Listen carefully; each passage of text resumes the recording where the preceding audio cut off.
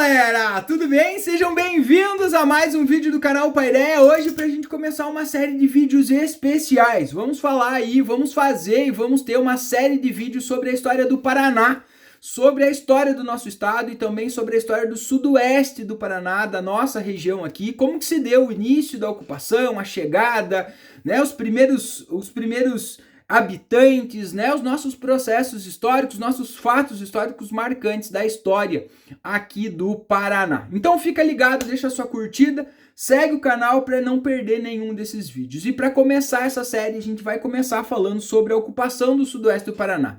Como que se deu a chegada, a formação dos nossos primeiros agrupamentos, né? Como que se deu esse processo e qual é a história desse processo. Então, o processo de ocupação do sudoeste do Paraná, ele se divide basicamente em dois momentos, em duas fases. Uma primeira fase que vai aí até mais ou menos a década de 1940, que a gente vai chamar de ocupação extensiva.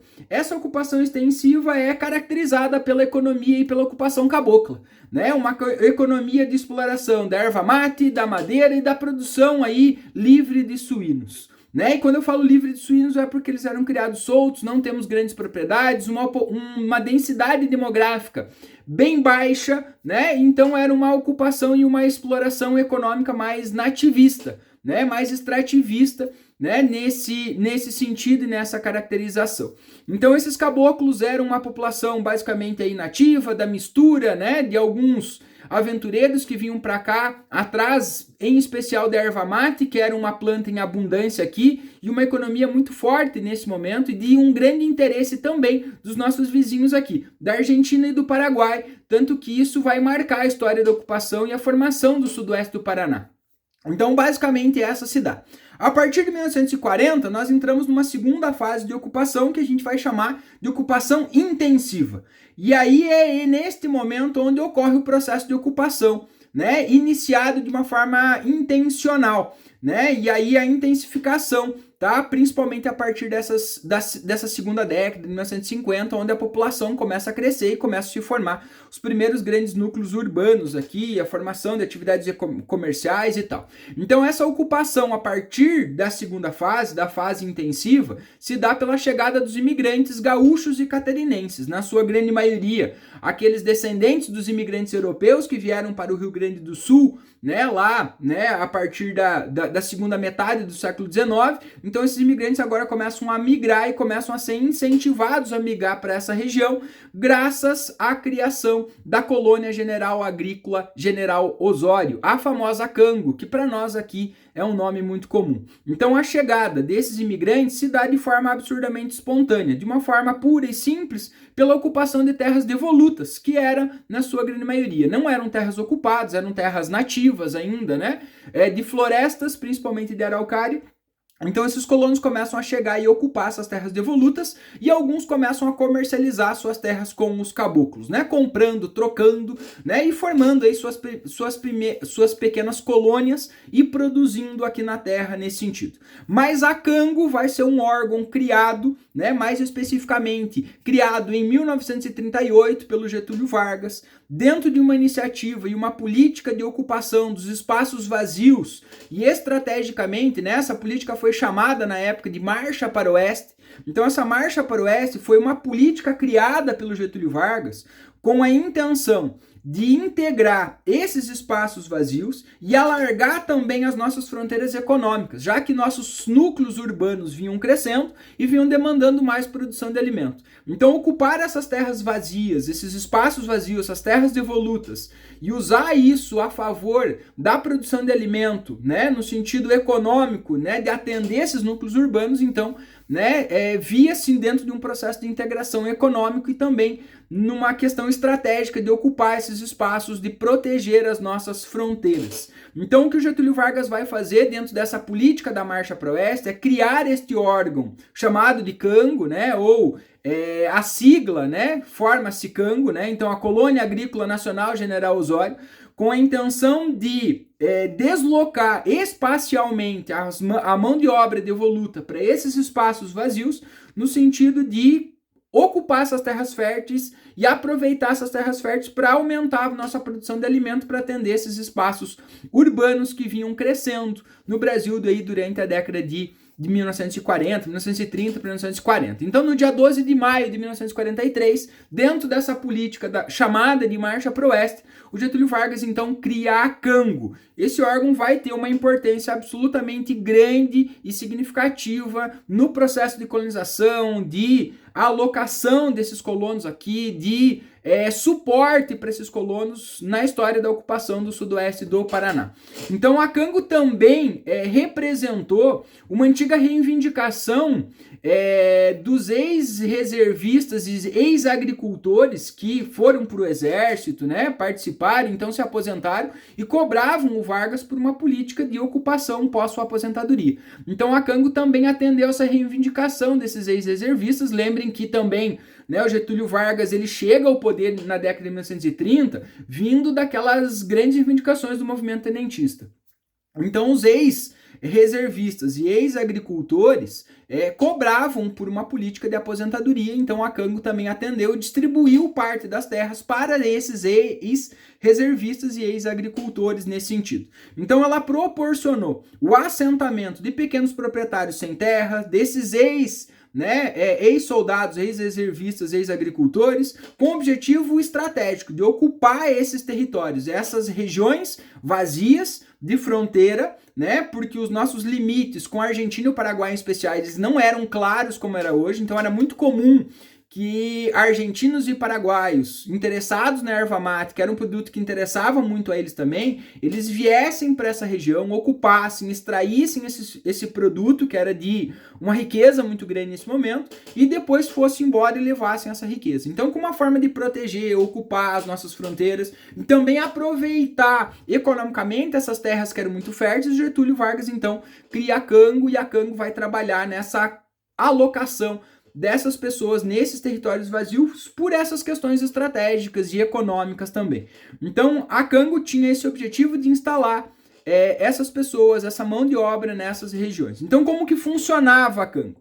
A Cango, ela dava terra ao agricultor que se propunha a pagar, né, através de uma renda anual o título da terra, então essas terras eram pagas gradativamente pelos colonos. A Cango também oferecia uma ajuda técnica, assistência social e de infraestrutura. Então o colono, quando chegava aqui, ele se cadastrava na Cango, a Cango fazia aí o seu cadastro, ele recebia entre 10 e 20 alqueires de terra, recebia casa, ferramenta, sementes, assistência dentária e médica, totalmente gratuito, né? Então, a Cango chegou a instalar aqui na região, né, até uma serraria para a construção de casas para esses colonos. Então, o colono, quando chegava aqui, fazia o cadastro e ganhava a terra da Cango, ele ganhava toda a infraestrutura para começar a sua vida aqui, desde a casa, as sementes, as ferramentas e toda uma assistência, né, dentária e médica totalmente gratuita nesse sentido.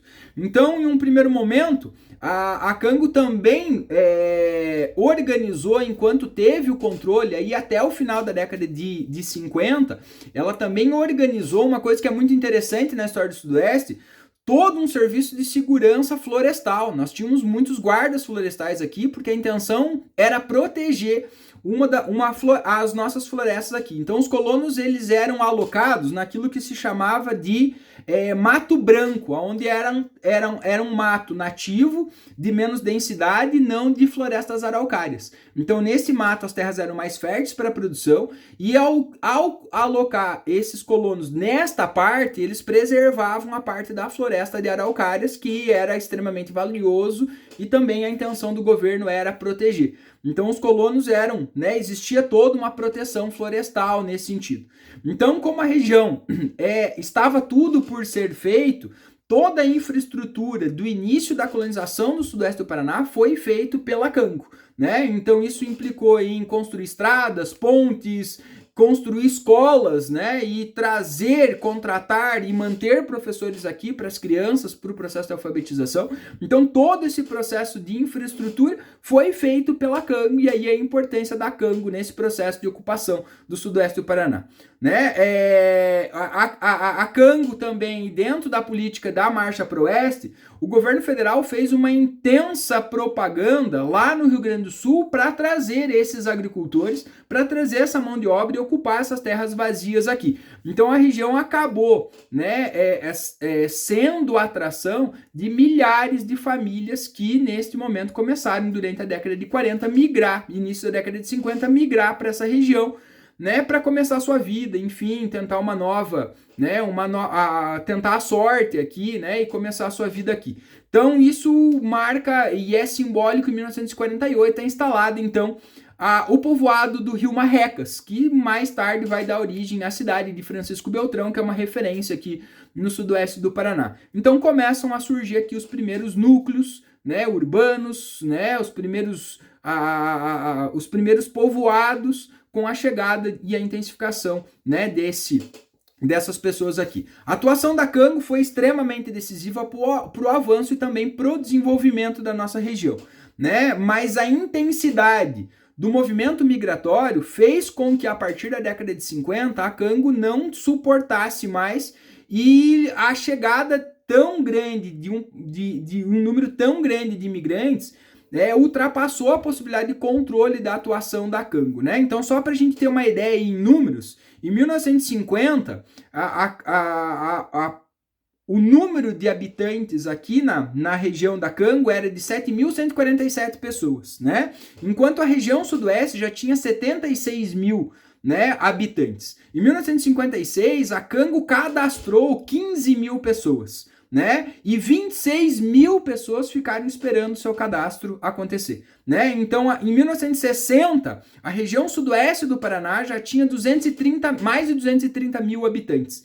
Então, de 50, né, em uma década, né, a população passou de 76 para 230 mil habitantes. Então a Cango acabou perdendo a capacidade de controle de alocação dessa população aqui. Então essa intensificação, né, vai acabar produzindo alguns conflitos que nos próximos vídeos a gente vai tratar. Então, com essa chegada de uma densidade demográfica tão grande de pessoas, também é natural que comece a surgir aqui as primeiras pequenas comunidades rurais aqui, que começam a se formar e a partir da constituição de pequenos núcleos de comercialização das suas produções, da busca de produtos industrializados. Então aquela intenção do governo federal, que era criar uma região produtora, né, de aumento da produção agrícola para atender os grandes centros, na verdade essa produção acaba sendo consumida internamente por causa do crescimento e do desenvolvimento aqui de povoados. Então aí no final da década de 50, nós já temos indústrias aqui, nós já temos frotas de caminhões aqui, que boa parte da produção acaba sendo consumida internamente e eles passam a consumir os produtos industrializados que vinham então dos grandes centros urbanos do Brasil nesse momento. Então começam a surgir aqui no sudeste do Paraná esses pequenos povoados, né, com a intenção primeiro de comercializar, e que vão dar origem a pequenas vilas, depois a pequenos municípios, e que vão marcando a história do desenvolvimento e da ocupação do sudoeste do Paraná. Ok? Então essa é um pouquinho da história da ocupação, como que se dá o processo de ocupação da história, né, aqui do sudoeste do Paraná. Então fica ligado, deixa sua curtida para mais vídeos sobre a história do nosso estado e sobre o do nosso sudoeste.